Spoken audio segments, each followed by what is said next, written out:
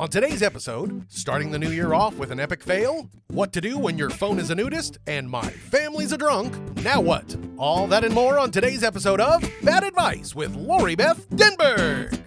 Help me out, almighty Beth Denberg. Give me the vital information so I get the right thoughts to do, yeah. The church of Beth is in session and we're reading from the scriptures of vital information. Talking to my goddess and my savior, my LBT. Just tell me what's going on with me. Oh, my goddess and my savior, my LBT. Just tell me what's going on with me. Yeah.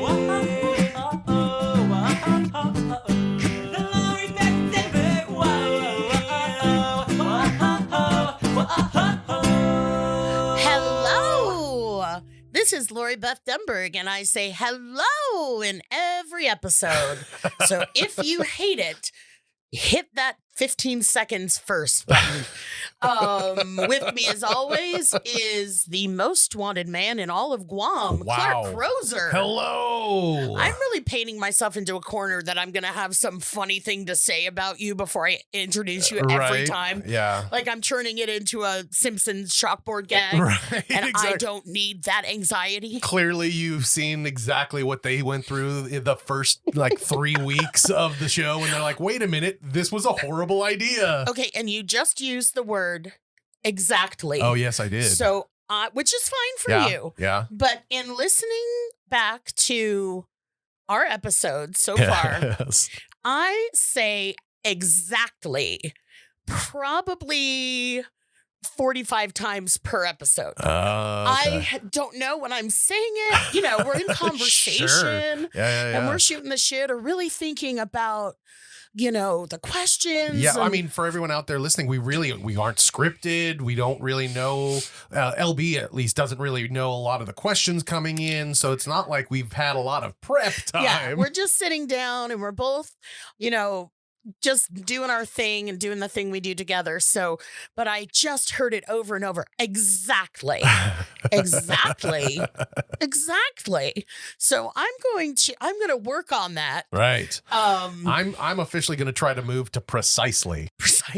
Indubitably. Precisely. It's so anyway, dear listener.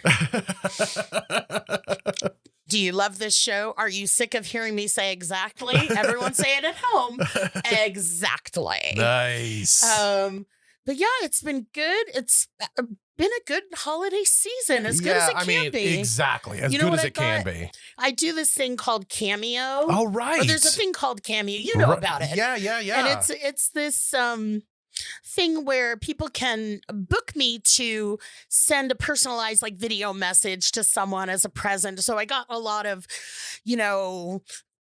Tammy loved you on all that. And she's such a great friend. Will you wish her a Merry Christmas and that kind of stuff? So I got a bunch of those, which are really fun. Yeah. And really fun. And sometimes I do old vital informations in it. Sometimes I'll say this is my favorite. So that has been a really nice thing to be reach out to people basically and say how much, their brother, sister, whoever loves them and Merry Christmas or whatever. Yeah. For everyone out there listening, I've spent almost 40 years being friends with LB, and I have to say, after you got your fame, you have always been very happy to talk to your fans. Yes, well, my fame. Your I fame. love that. Yeah. Hey, man. Whether we're at Disneyland or just walking down the street, if somebody comes up to you, as long as they say your name, they know who you are. Oh, that's right. That's the great. rule. But the rule at Disneyland was there was horrible people at Disneyland. I never knew. I always feel like I know what it's like to be famous now because I've been at Disneyland with you. Yeah. Because that was especially at a certain point in time, really hard to do. We couldn't get through a line without people just yelling your name out or they want to check to make sure it's you without actually contacting you. I just want to say a couple things. I'm not famous in that way where someone's tearing at my garments. I'm not. You're not John Lennon. I would say that I'm. You know what it is? In reality, I would say that I'm well known and well liked for the work I've done.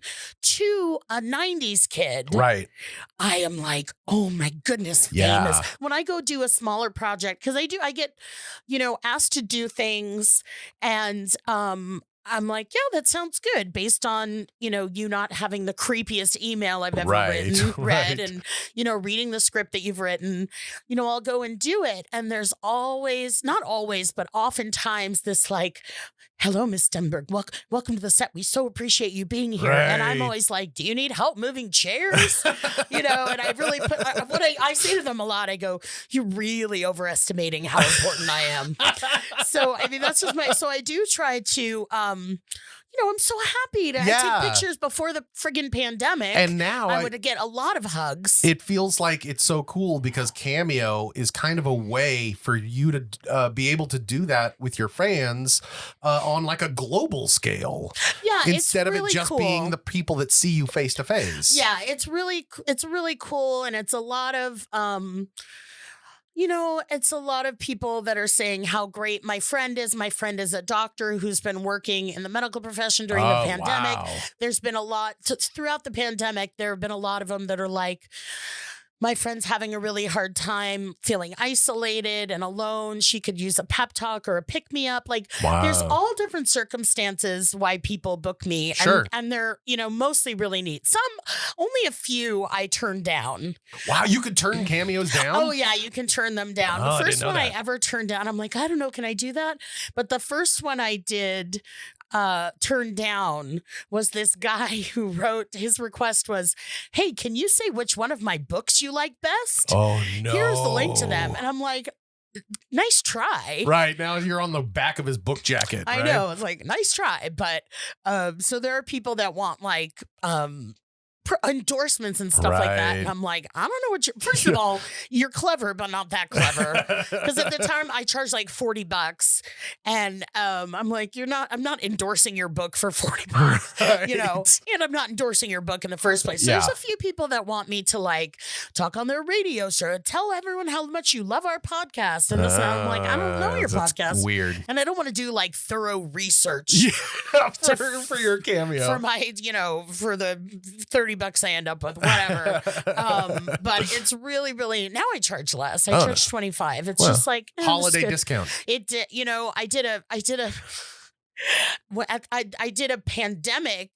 social distancing special. Oh, nice. $5 at the beginning of it. Oh, wow. I got so many that it was like, I was anxious. Wow, you're going to have so many footlongs. Yes, exactly. Just waiting for Subway to come back. $5 footlong. I can have all of them.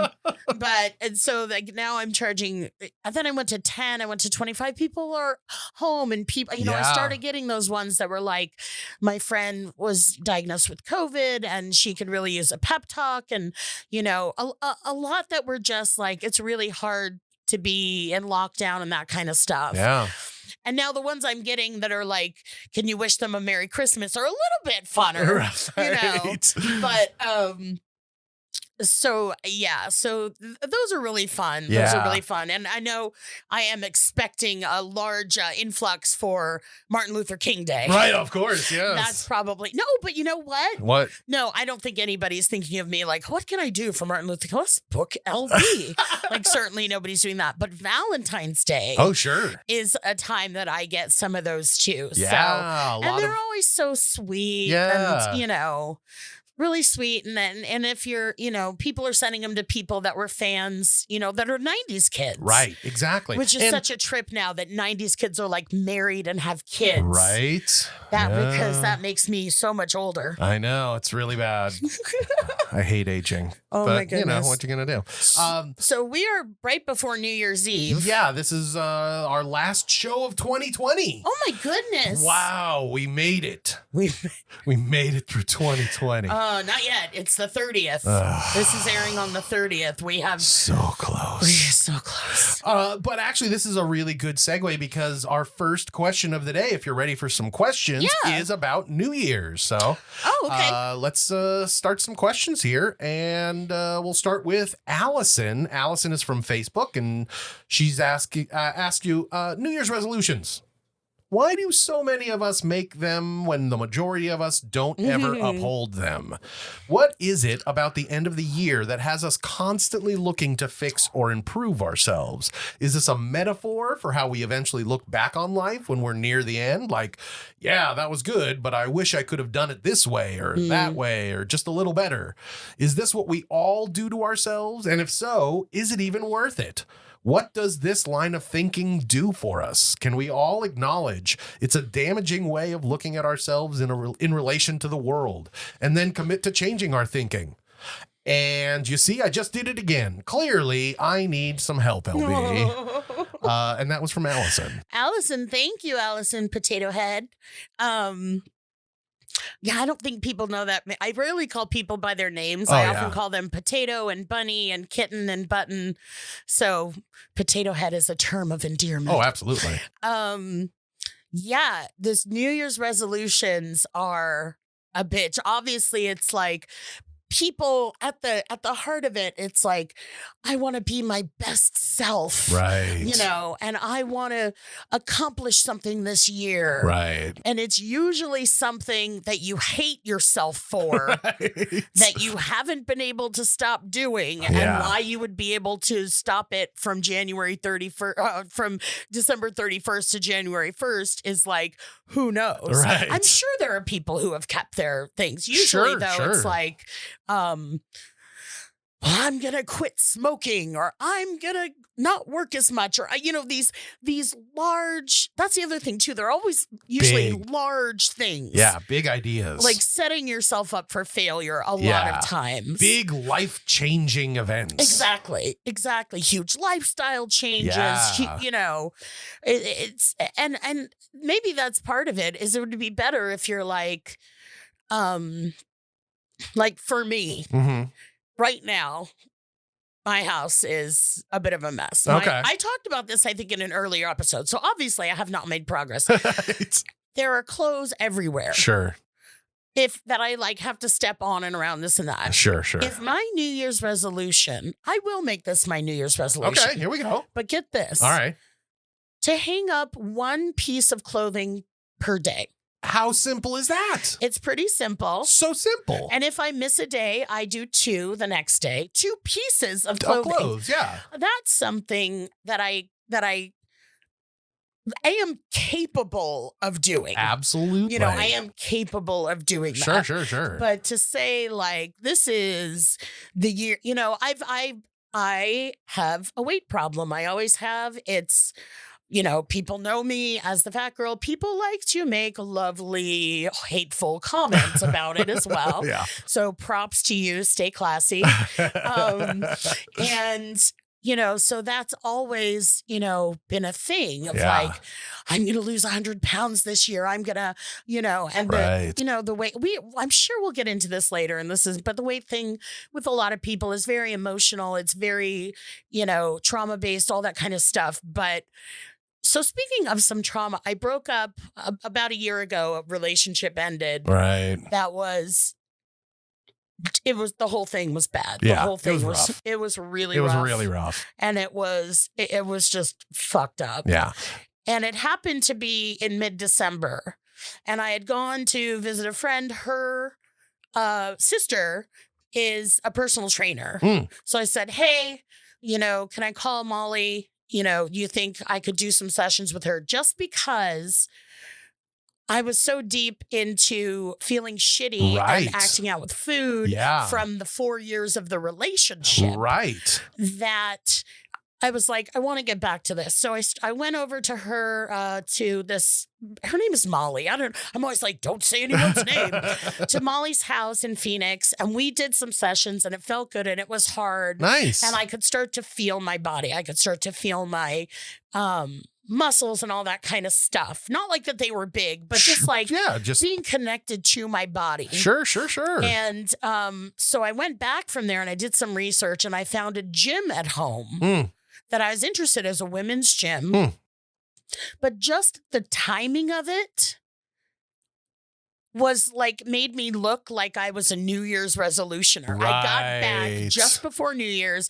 I went to the gym. Right. And I was like, I am not a New Year's resolutioner. Right. This was just bad timing. Circumstance. Yeah. This was circumstance. And I even said that when I was signing up. I'm like, I want you to know I'm not a New Year's resolution. It was ridiculous.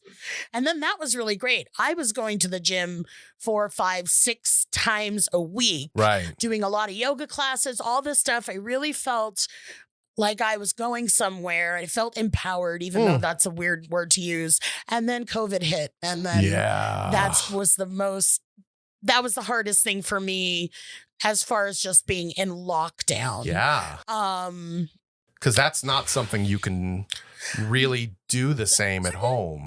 There's nothing I did at the gym I couldn't do at home. I just don't. All right. There's, a million yoga. You weren't using like a stair machine or a bike machine or a treadmill? They have this thing called the street that I could walk on anytime I want. It's called outside. Oh, it's true. And, that hasn't happened. I've gone into what a lot of people have been like, Look, I feel like New Year's resolutions are about one thing.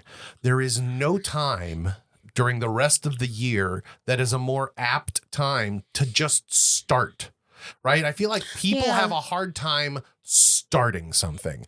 And New Year's is just that one day out of the year where everyone has decided, let's just start something. It's the beginning. Let's start. And I feel like people just use that date as a place to, they've been thinking about learning to juggle. And what better day to start learning than January 1st? Like, I honestly feel like a majority of the resolutions out there are just people desperately searching for somebody to tell them to just go. Yeah. Right? They want somebody to say, go, start, do it.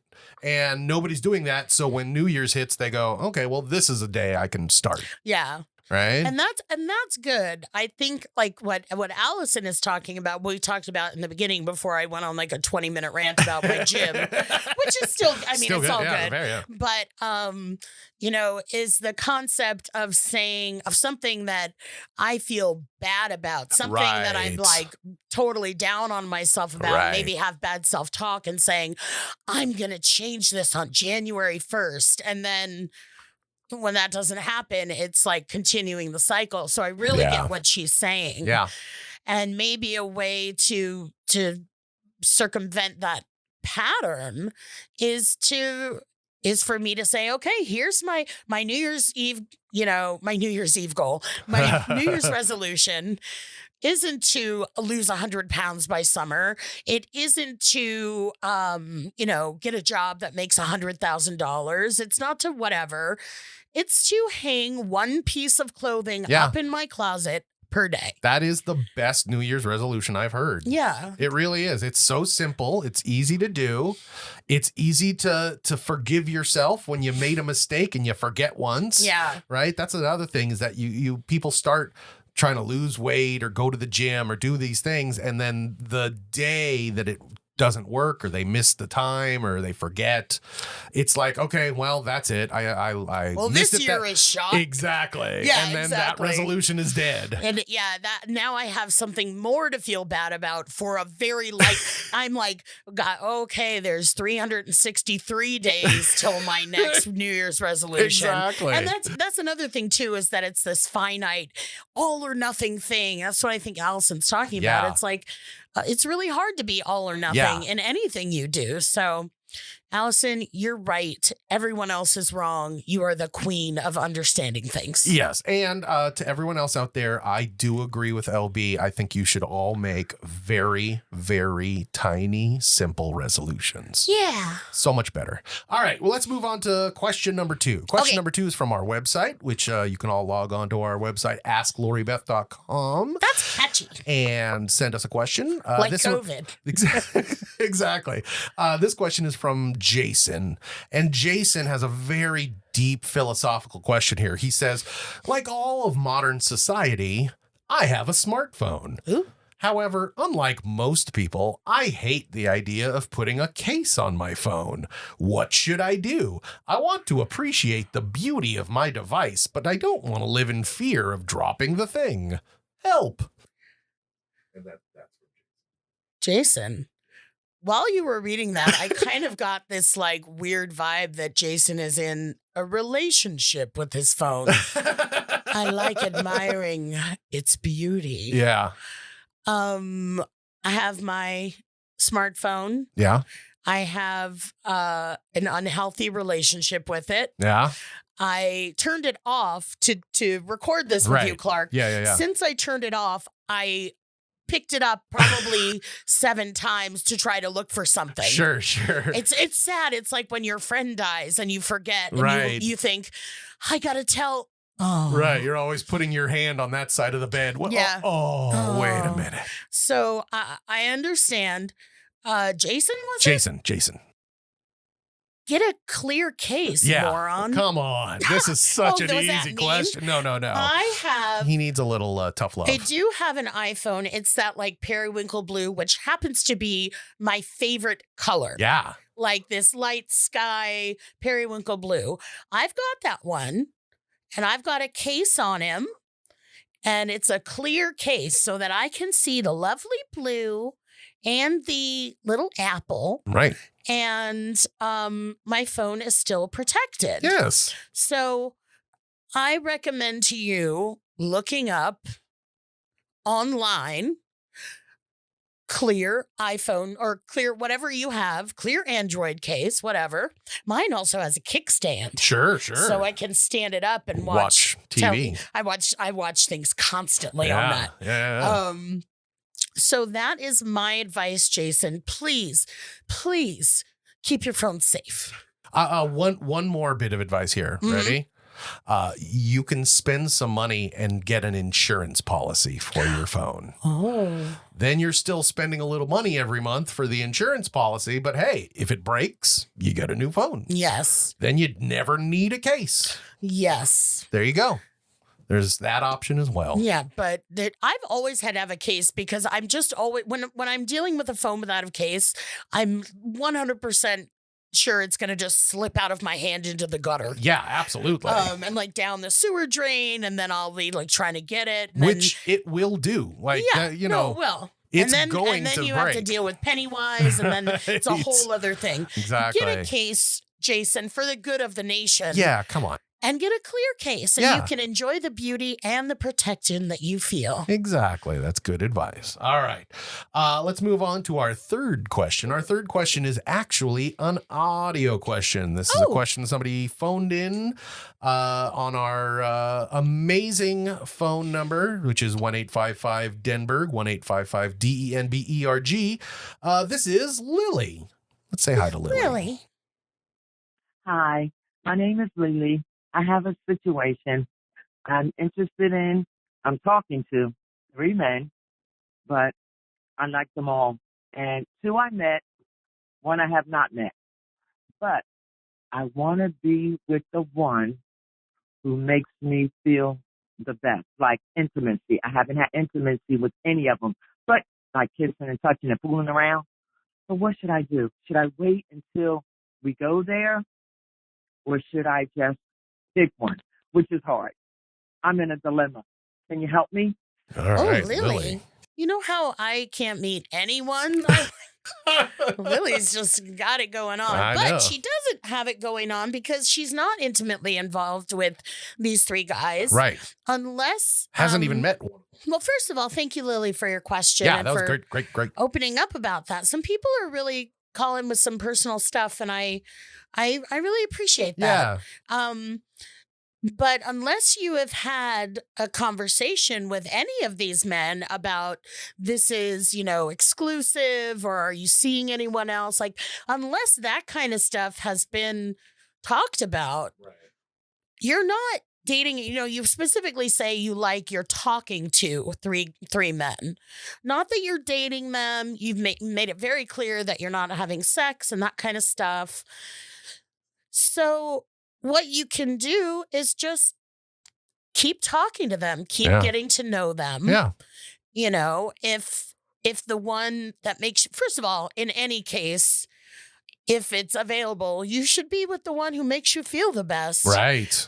Obviously. Absolutely. And, as long as there's no official anything with any of them, you should be able to do that, you know? One thing that Lily doesn't talk about here is whether what her relationship is with these men right now. Is she going on dates with these men, or are these three men just three men that she knows that she's fond of? I think she said that she's talking to them. She's she hasn't talking been intimate, to them, but she's met two of them. Right. And she hasn't met, I think she hasn't met the one that she likes most, that Right. makes her feel the best, which actually is such a wonderful way to put that. Right. To not say, oh, he's the hottest one or he's the one I like best. She said, he's the one that makes me feel the best. Yeah. And that is like awesome. Yeah.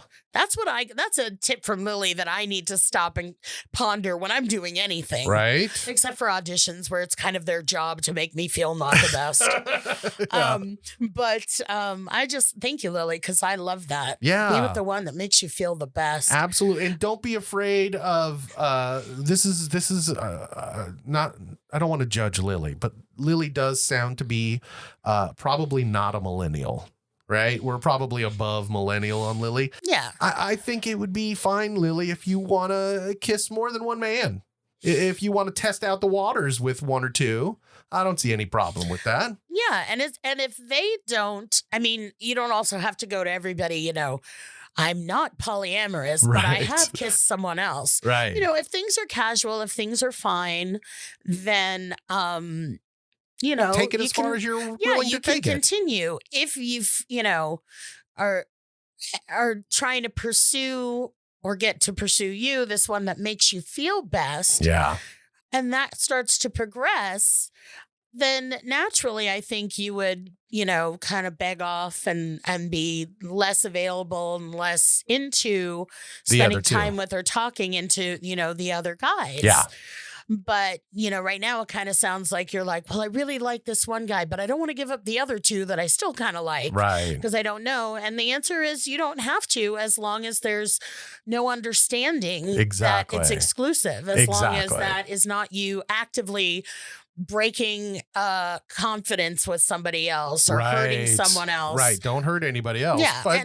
And they could be, you know, they could be hurt or whatever, but it's not like we said we were dating each other and then you did this. Exactly. So that is my advice. Yeah. Yeah, that's good. I like that. Let's move on. We have a fourth final question for this section. This is actually from Instagram, and this is from the desk of somebody very important, Silly Goose of LA. Oh. And Silly Goose of LA asks, how do I not crash and burn in the early stages of the first few dates? A very apropos question. We were just kind of talking about dating and meeting people. So how do you not crash and burn in the early stages of dating? Well, first, I like that it's Silly Goose of LA, which leads me to think that there's like a large Silly Goose society and that they all get together and they're just everything is represented. I'm Silly Goose of Boise. Exactly. I'm Silly Goose of Rochester. Right. It's like it's like the International House of Pancakes. There's like everyone's there. There's a Swedish ambassador. Exactly. So all the silly geese get together at GeeseCon 96. Why would it be 96? Because it's steeped in history. It's the 96th year.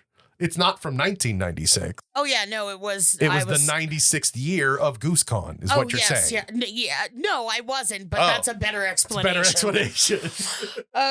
So, how do I not crash and burn in the first few dates? Be yourself. No, I'm barfing at that statement, but it's kind of true. Yeah.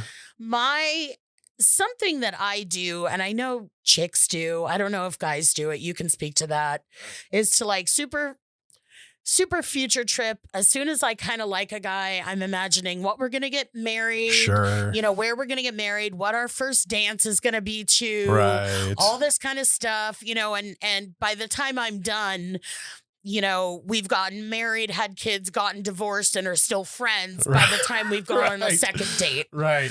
And you're figuring out who's going to get the car. Yeah, exactly. And I'm like, who gets these China plates? And I'm like, I can't remember in real life. I can't remember your last name.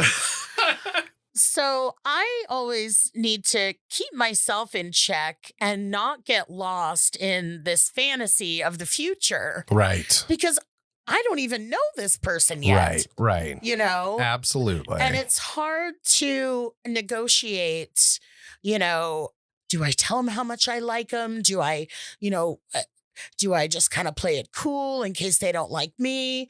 And the answer is you're getting to know someone. Yeah. You're getting to know someone in the early few dates. Do we get along? Do we, have anything to talk about? Right. That kind of stuff. Right. And you could really look at it like that. Yeah. Like if we we got to talk about Logan soon. Oh yeah. Logan, Clark's best friend, but because he and I used to be partners in science class. Right, yeah. Which was a whole hilarious thing. But stay tuned for the talk about Logan. Coming soon On Bad Advice. Think of it almost like, you're doing a group project. Right. And you do this group project and you find people that you get along with and that you work well with. Right. And that can be the first thing. The difference between that and a date is the date is like, are we going to have sex? Right. We're going to have sex. Are we going to have sex? What kind of sex? Right. Will it be my hand, my mouth, or my other regions? And that's obviously a big component of not having the sex.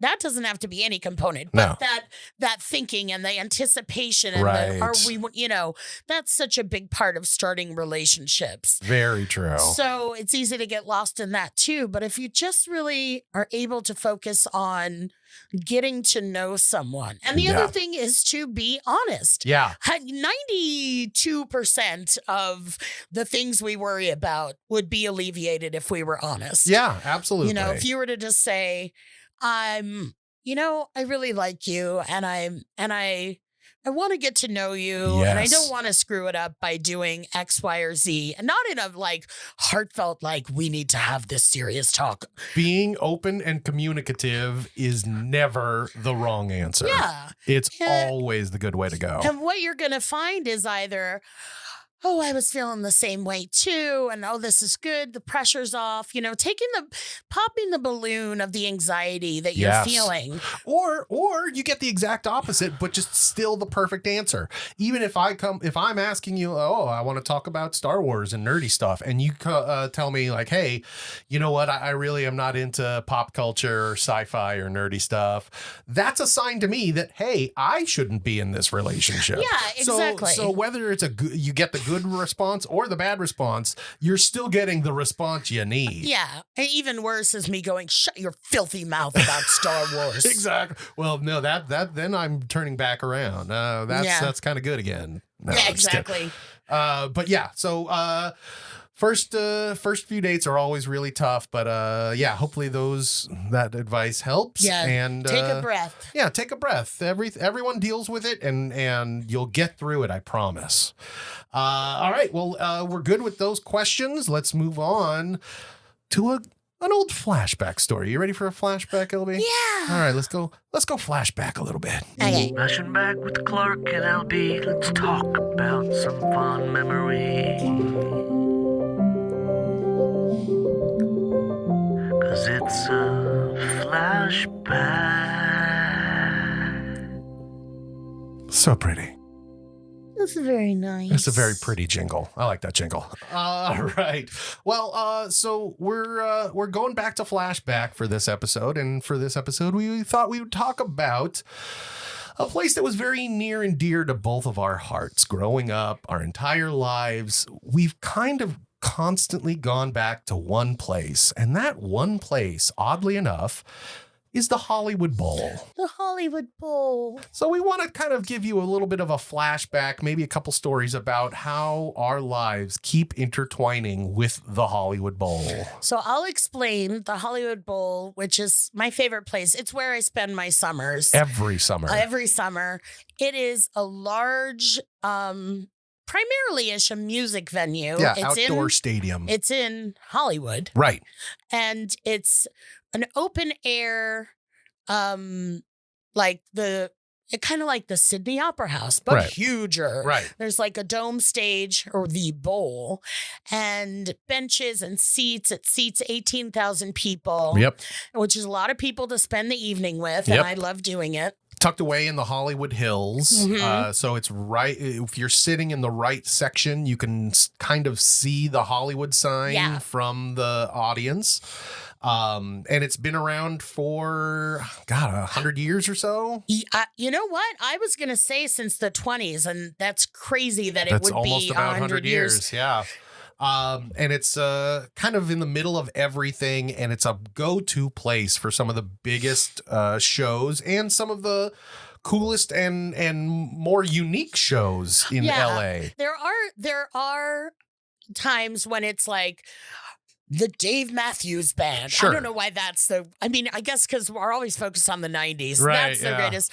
But, the Dave Matthews Band or, Keith Richards and the Rolling Stones and big, shows. Right. But there also is more of these smaller shows with what the LA Philharmonic Orchestra Right. is called the Hollywood Bowl Orchestra during the summer at the Hollywood Bowl.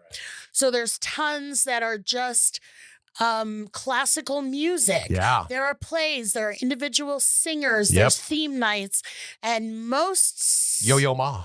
I saw Yo-Yo Ma. Yeah, he's great. Most smushy to me though is they have fireworks. Yes. There are several shows. It's not every night, but several times during the summer, they have shows that have fireworks. Yeah. And I love fireworks. Yeah, So it's where I would go. I would go to every show if I could. Well, I should explain that. Clark, you worked there back in the day, right? So the summer that I graduated high school, which was 95, I worked with Logan, my best friend. He and I both worked at the Hollywood Bowl.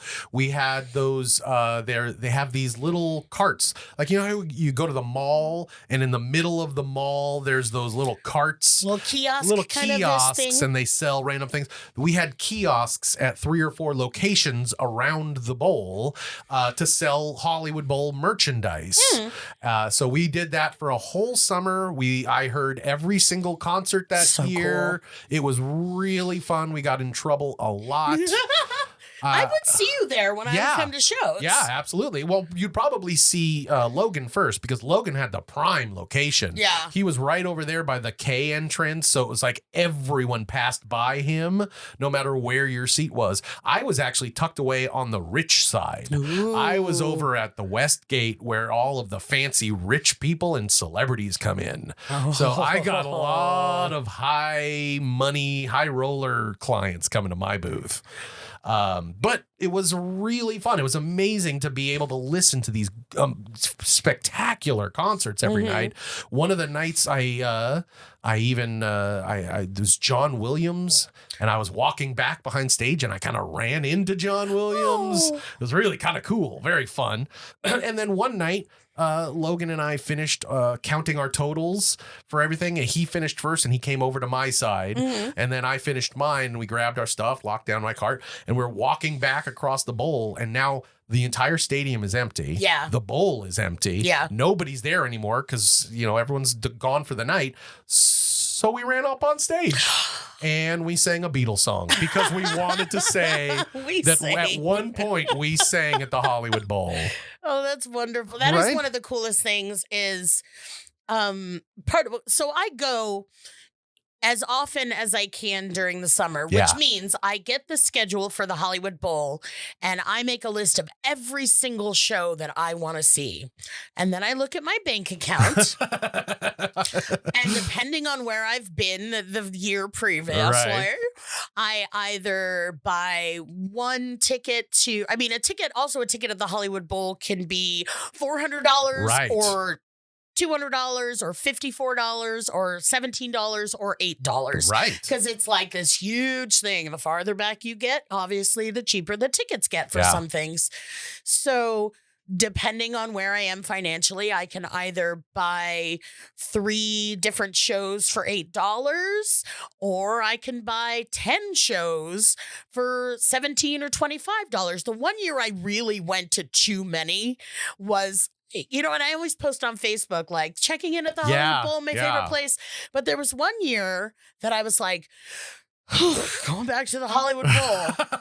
Like I would have booked, It was your job. Like you were kind of sick of it at that Gotta point. get to this. Well, there was a few times that I didn't realize it where like I had a Saturday night show and a Sunday night show. I'd be like, here I go again. But it is my most favorite place. And one of the things that, COVID and the pandemic and being safe and being better safer than sorry. This was the first summer, I'm sure for thousands and thousands of people that, and luckily the Hollywood Bowl just closed. Yeah, exactly. It wasn't like, well, we'll sell every other seat. Like every other seat is 9,000 people. You know what I mean? So exactly. Luckily and shittily, they just stopped everything, canceled everything. Yeah. And there's been some solace about it. And I got to see some other fireworks. I went somewhere where they're shooting off fireworks and I just sat in my car, which I'm not suggesting you do because they also did start a fire. Right, of course. They started a fire and burned down an 8-unit apartment building. Fantastic. Yeah, it was a thing. Oh, that was awesome. It was a thing.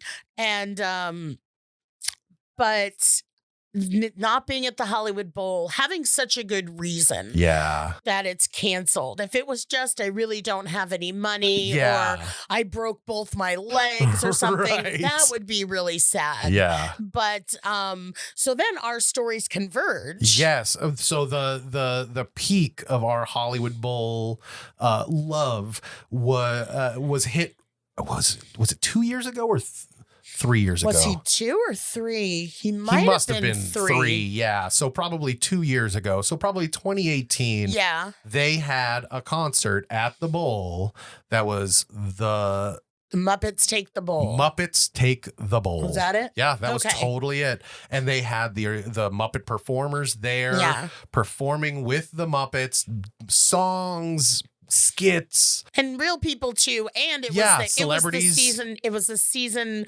finale. It was the last show of the season, so there were more fireworks. Yeah. And my son was 3 years old, and he was just then kind of slowly phasing out of Sesame Street, and I was showing him more Muppet Show. You know, he was watching a little bit more Mana Mana and a little bit less Somebody Come and Play With Me. Yeah, exactly. We should just have an entire episode where we try and remember shit from Sesame Street. But yeah, that was the best. She had the time of his life, that show. Well, but the thing is, it wasn't just a show, because expert tip number 1, if you're in LA, there are shuttles that will take you to the Hollywood Bowl. Never park at the Bowl. Yeah, you park for free at a lot of them, and then you take a shuttle that costs like $6 or $7, and it takes you right to the front and right to the back. So we had met nearest your house. Yeah. And it was you, Lex, and Karen, your wife, Mimi and Papa. That's right. And me. Yes. I didn't have a date. I guess Lex was my date. Yeah, Lex was your date. To even out the numbers. Exactly. And so even on the way there in the bus, we were sitting in the back of the bus, and Karen was like, this is the first time he's been in a vehicle that he hasn't been in a chair. It's the first time he's been able to look out the window. Yeah, because when you're that young, you have to get strapped in so much to a car seat. And we were, of course, all on here. I was sitting on one side of him. Karen was sitting on the other. It's not like we were like, look out the window and good luck. So that was even amazing to me to see, like, this is a first for him. This is a first being on a bus. Yeah. This is a first, his first time to the Hollywood Bowl. And we all sat together, and, Clark and I love the Muppets. Oh, yeah. I mean, if you aren't a Muppet person, That's okay. But if you think it's just goofy and for kids, go back and watch them. They Yeah. are, I almost said sadistic, but No, not they are sadistic. satirical. Yeah. They are ironic. They are. Jim Henson was so far ahead of his time. Yeah. He really was just a genius at storytelling. Yeah. And we love the Muppets. Yeah. So smushed together the Muppets And the Bowl. and the Bowl. You got Muppets in my Hollywood Bowl. You got Exact- Hollywood Bowl in my Muppets. It was a true peanut butter goodness. Exactly. So exactly there, Right? I did it already. Say Exactly.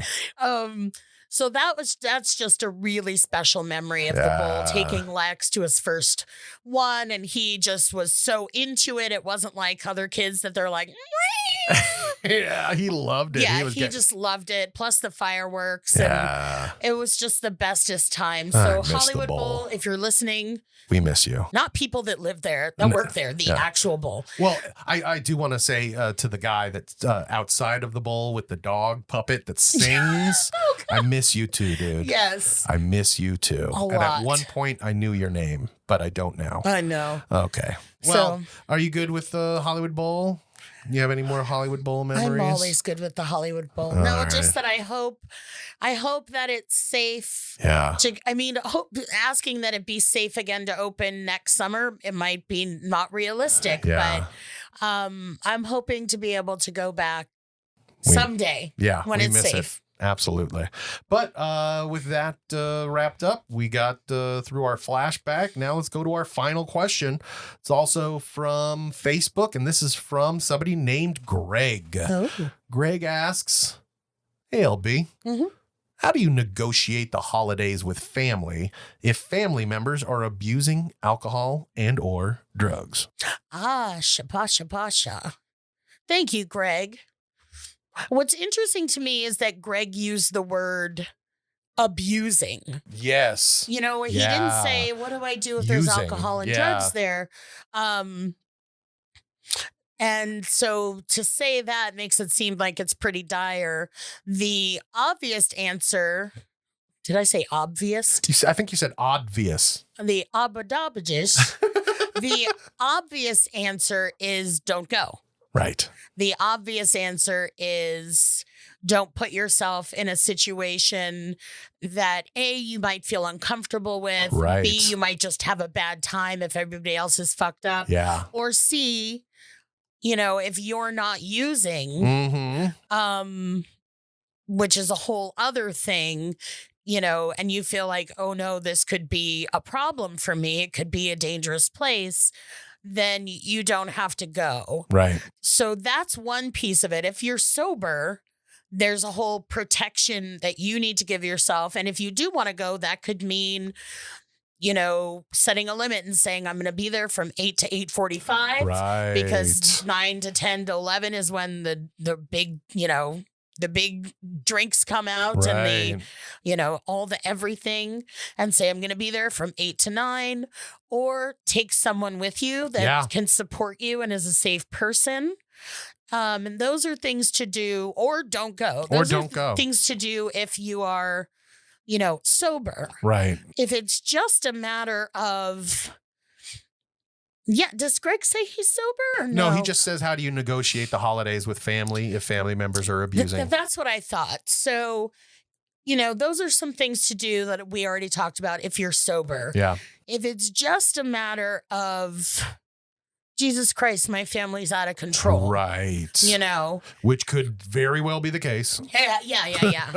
It's, A, you could not go. Yeah. B, you could talk to somebody beforehand Right. and say, this always happens and I feel really uncomfortable with it. Right. Or use them against each other. Aunt Patricia really seems like she has a drinking problem. What do you think? Right. They're like, yeah, she's a mess. Yeah. But then talk to Patricia about Stanley. Yeah. See? What if they're going to be fucked up anyway? Have some fun. Yeah, exactly. There you go. Cause chaos. Oh, I yes. love that answer. If your family members are abusing alcohol or drugs and it's upsetting you, cause chaos. That, yes. And not deadly chaos. I'm not saying hand everyone keys and tell them to go race outside. No.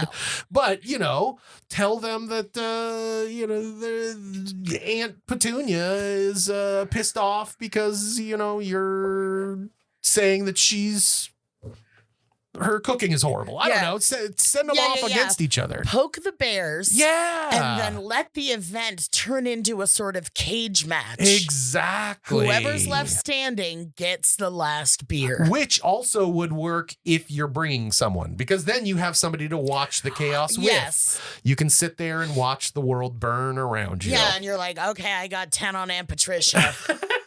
And he's like, no, Stanley's coming in hot. Stanley's got some fire. But, the main answer is you don't have to go. You don't have to go anywhere you're uncomfortable with. And if someone's going to say, you didn't come to blah, blah, blah, it's like, well, yeah, you're all fucking crazy and drunk and high. Right. So that is, that is absolutely your choice to not put yourself in a uncomfortable, unfun. I can tell you though, because uncomfortable and dangerous, there's all that stuff. Right. But being sober, I can tell you, it's just not fun to be with a bunch of people that are drinking. No, sometimes. Right. Because it's like I can be with somebody who's going to smoke pot, and then it's like all of a sudden they're like, they're not fun to be around anymore. Yeah, they're not fun to be around anymore. And I mean, it might be to other, drunk or high people, but if it's, it's not fun to be there, then it's not fun to be there. Yeah. Which also might be good. But if there is good cooking, bring a friend or two and then you can just eat. Yeah. There you go. So, yeah, there's a lot you can do as long as, the end result, please protect yourself in whatever state you're in. Right. And don't send anyone to their death. That would be the other advice. No. Yeah. But in the immortal words of John Bon Jovi, it's my life. Oh. So you got to do what's right for you, dude. Exactly. Exactly. Exactly. I don't think I've done too many exactlies, but we'll go back and count. Indubitably. Please write in how many exactly. If somebody could go back an exactly and count tally. An exactly tally of. Just make sure that you're exactly right. Oh. Don't be off by 1 or 2. I don't want a round number. Yeah. I don't know why. But that was it. That was our last question of the day. Oh, the end? That was it. We are done with 2020. Oh, my goodness. Everybody, please have a happy and, most of all, a safe New Year. Have a smart and safe New Year. Absolutely. You Stay can home. each get your own bottle of champagne and clink the computer lightly with your friends on the other side at midnight. Exactly. Please be safe, be smart, be kind. Yes. And thank you so much for sending in your questions. We really do love all of these questions. You guys are sending us fantastic questions lately. If you have any questions for Lori Beth, please send it to us at askloribeth.com. You can hit us up on all the socials at Ask Lori Beth, or you could just leave a message with your name and where you're from at 1-855-Denberg. That's 1-855-DENBERG, or I'll give it to you in numbers. It's 1-855-336-2374. So easy. Call, send us a message. We'd love to hear from you. Yes. Anything else, LB? I just want to say thanks for listening. Congratulations to everyone who has made it through 2020. This has been a bitch and a half on about 7 million levels. Yeah. So, congratulations to everyone who survived. Yes. And please have a happy new year. And choose a doable resolution if you have to. Yeah, that's good advice. Good advice. Right, little tiny resolution. Thank you. We'll see you next year. Woo! That Advice stars Lori Beth Denberg and Clark Crozer. The show is produced by me, Jeremy Balon, and part of the Seltzer Kings network. Our theme song is written and performed by Natty Ward. If you or someone you love is in need of some bad advice, you can submit your own question on our socials, all of which are Ask Lori Beth, or on our website at askloribeth.com, or for a nostalgic twist, you can call 1-855-Denberg. That's right, 1-855-336-2374, and leave your question there. Thanks for listening.